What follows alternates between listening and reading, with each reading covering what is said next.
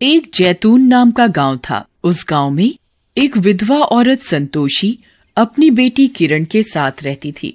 उसकी बेटी किरण बहुत सुंदर थी। पूरे गांव में उससे सुंदर लड़की नहीं थी, इसलिए उसे अपनी सुंदरता पर बहुत घमंड था। एक दिन सभी लड़कियां मटके लेकर कुएं के पास पानी भरने के लिए एक कतार में खड़ी होती हैं। तभी पीछे से किरण आ जाती है। ए लड़कियों, चलो सबसे पहले मुझे पानी भरने दो। मैं सबसे पहले पानी भरूंगी और तुम सब मेरे बाद पानी भरना। क्यों? पहले हम सब आए हैं, इसलिए हम ही पहले पानी भरेंगे। हाँ बहन, तुम सही कह रही हो। एक तो ये किरण देर से आती है और जल्दी पानी भरकर ले जाती है। देखो किरण, तुम देर से आई हो, इसलिए चुपचाप सबसे पीछे जाओ और हम सबके बाद ही पानी भरना। हाँ, और अगर अगली बार पानी जल्दी भर के लिए जाना है तो हमसे पहले आना और पहले पानी भर के ले जाना। देखो, अच्छा होगा तुम हट जाओ। और वैसे भी मैं तुम सबसे ज्यादा सुंदर हूँ, इसलिए सबसे पहले मेरा हक ही बनता है इस कुएं से पानी भरने का। तुम सब कोई नहीं होती मुझे रोकने वाली। किरण सभी लड़कियों को पीछे धक्का देकर कुएं से पानी भरने लगती है, पर अब की बार उन सभी लड़कियों को ये सब कुछ सहन नहीं हुआ। देख रही हो बहन, इसका आज कुछ ज्यादा ही हो रहा है। हाँ, आज तो इसका बहुत हो गया। आज तो इसकी माँ से शिकायत करनी ही पड़ेगी। सभी लड़कियां किरण की माँ से मिलने जाती हैं। प्रणाम चाची। चाची, किरण को समझा देना, ये लड़की अपनी सुंदरता का बहुत घमंड दिखाती है। इसने बहुत परेशान कर रखा है सबको। हम सब इसकी सहेलियां हैं, इसलिए कुछ नहीं कहती हैं। इतना सब बोलकर वो सभी लड़कियां वहां से चली जाती हैं। हाय, मैं इस लड़की का क्या करूं? इसके अंदर बहुत घमंड भर चुका है। फिर संतोष किरण को कुएं के पास ढूंढने चली जाती है। फिर वो बीच रास्ते में देखती है कि एक बूढ़ी औरत किरण से पानी मांग रही होती है। अरे बेटा, मुझे बहुत प्यास लगी है, थोड़ा पानी पिलाओगी? चल बुढ़िया, तू इतनी मैली कुचैली हो रखी है, ऊपर से तेरे से इतनी बदबू आ रही है। मैं नहीं पिला रही तुझे पानी। जाके कुएं से खुद ले ले, भिखारिन कहीं की, मुझे गंदा कर देती। और फिर वो बूढ़ी औरत निराश होकर वहां से चली जाती है। संतोषी को ये सब देखकर किरण पर बहुत गुस्सा आता है। किरण, ये बहुत गलत बात है। भगवान ने तुम्हें इतना सुंदर बनाया है, तुम्हें अपनी सुंदरता पर इतना घमंड नहीं होना चाहिए। फिर संतोषी और किरण दोनों घर की ओर चल देते हैं। कुछ गांव वाले मिलकर संतोषी के घर पहुंचते हैं। अरे संतोषी जी, प्रणाम करते हैं। हाँ, प्रणाम। बताइए कैसे आना हुआ? अरे संतोषी जी, अभी थोड़े दिनों बाद ही गांव में एक बड़ा महोत्सव होने वाला है। हमने सभी गांव वालों में थोड़े थोड़े काम बांट दिए हैं, तो आपको भी। आज मैं आपको एक top quality trusted application suggest करूंगी जो कि बिल्कुल फ्री टू यूज है। मजेदार है ना? आपको गेम्स के साथ पैसे कमाने का चांस भी देता है। Online physical casino, live casino and आपके साथ होगी बहुत सारे ब्यूटीफुल गेम्स वेंडर्स। आपको यहाँ मिलेगा बहुत सारा डिस्काउंट एंड ढेर सारे प्राइजेस। तो अभी जाओ चेक करो, लिंक इन डिस्क्रिप्शन। एक बताने आए हैं। हाँ, बोलिए ना, क्या काम है मेरे लिए? जी, वो आपको महोत्सव में कुछ पहुँचे हुए ऋषि मुनि भी आएंगे, तो उनके लिए खाना पकाने का काम दिया है। हाँ भाई जी, बना लूंगी उन सभी ऋषि मुनियों के लिए खाना। और धन्यवाद, आपने मुझे इस काम के लिए चुना। ठीक है, और जरा एक बात और कहनी थी। हाँ, बोलिए ना भाई जी।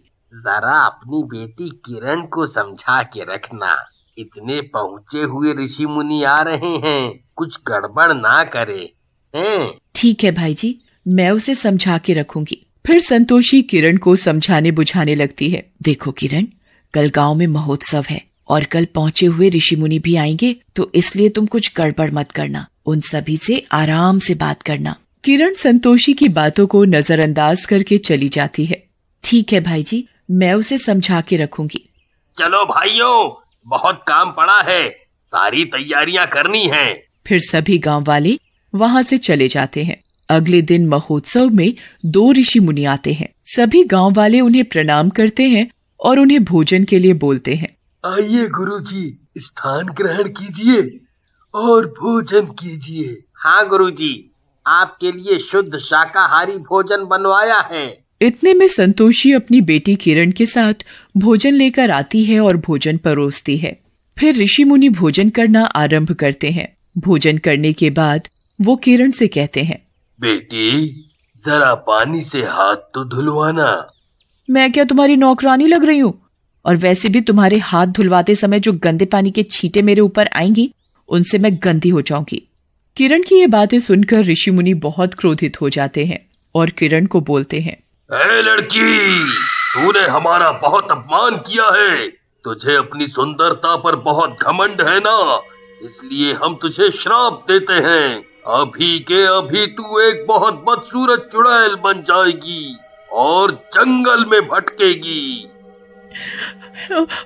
बाबा मुझे माफ कर दो, मैं आज के बाद कभी घमंड नहीं करूंगी, मुझे माफ कर दीजिए बाबा, मुझे माफ कर दो। अब मैं तुम्हें श्राप दे चुका हूँ, अब इसे वापस लेना हमारे वश में नहीं है। पर हाँ, हम अपने श्राप को कम कर सकते हैं। जब भी तुम कोई बड़ा अच्छा काम करोगी तो तुम अपने आप अपने असली रूप में आ जाओगी। करियन वाली चुड़ैल को ऋषि मुनि की ये बात सुनकर थोड़ी तसल्ली हुई। ऋषि मुनि वहाँ से चले जाते हैं। गांव वाले उसके इस चुड़ैल वाले रूप से बहुत डर जाते हैं। उनके बच्चे तो उसे देखकर चिल्लाने लगते हैं, हे भगवान, ये क्या हो गया? मेरी जिस खूबसूरती को देखकर सब मोहित होते थे, आज उसी बदसूरती से सब डर के मारे चिल्लाते जा रहे हैं। फिर सारे गांव वाले उसे पत्थर से मार मार के जंगल में भगा देते हैं। अरे मारो इसे, ये गांव में रहेगी तो हमारे बच्चे डर जाएंगे, भगाओ इसे। फिर चुड़ैल भागते भागते जंगल में पहुंच जाती है। वह जंगल के किसी खंडहर में पहुंच जाती है जहां पर और भी सारी चुड़ैल होती हैं। वो सारी चुड़ैल किरण वाली चुड़ैल को अपने समूह में सम्मिलित कर लेती हैं। अब तुम हमारे साथ ही रहोगी, अब तुम कहीं नहीं जाओगी। हाँ, अब तुम वही काम करोगी जो हम सब चुड़ैल करती हैं। सही कहा, जैसे हम इंसानों को मारकर उनका मांस बड़े स्वाद से खाते हैं, तुम भी वैसे ही खाओगी। किरण वाली चुड़ैल उन सभी चुड़ैलों की बात सुनकर बहुत डर जाती है। नहीं, मैं यहाँ नहीं रहूंगी और ना ही मैं इंसानों का मांस खाऊंगी। मैं यहाँ अब और नहीं रुकूंगी। तुझे रुकना तो पड़ेगा। हाँ, और वैसे भी यहाँ से बच के तू जाएगी कहाँ? अगर गाँव गई तो गांव वाले मार मार के भगा देंगे। सारी चुड़ैल किरण वाली चुड़ैल पर जोर जोर से हंसने लगती हैं और किरण वाली चुड़ैल को विवश होकर उन्हीं सारी चुड़ैलों के साथ रहना पड़ता है। एक बार वो सारी चुड़ैल ऊपर आसमान में उड़ रही थी किसी इंसान को अपना भोजन बनाने के लिए। तभी ऊपर आसमान में उड़ते उड़ते वो एक महल के ऊपर रुक जाते हैं। उनके साथ किरण वाली चुड़ैल भी होती है और वो सारी चुड़ैल देखती हैं कि एक राजकुमार महल की छत पर सो रहा होता है। देख रही हो, ये राजकुमार अपनी महल की छत पर अकेला सो रहा है। हाँ, यही सही मौका है, इस राजकुमार को उठा लेते हैं। किरण वाली चुड़ैल जैसे ही राजकुमार की तरफ देखती है, तभी वो उस राजकुमार से मोहित हो जाती है और उससे प्रेम करने लगती है। हाँ चुड़ैल, और देखो तो सही, ये राजकुमार कितना सुंदर है। इसका तो खून भी कितना गर्म होगा। हाँ, तुम सही कह रही हो, इसे खा के तो बहुत मजा आ जाएगा। किरण वाली चुड़ैल उन सभी चुड़ैलों की बात सुनकर बहुत घबरा जाती है, क्योंकि वो जिससे प्रेम कर बैठती है उसे वो सारी चुड़ैलें खाने वाली होती हैं। ये सब तुम क्या कह रही हो? नहीं, तुम इसे हाथ भी नहीं लगाओगी। अच्छा, क्यों न खाए हम इसे?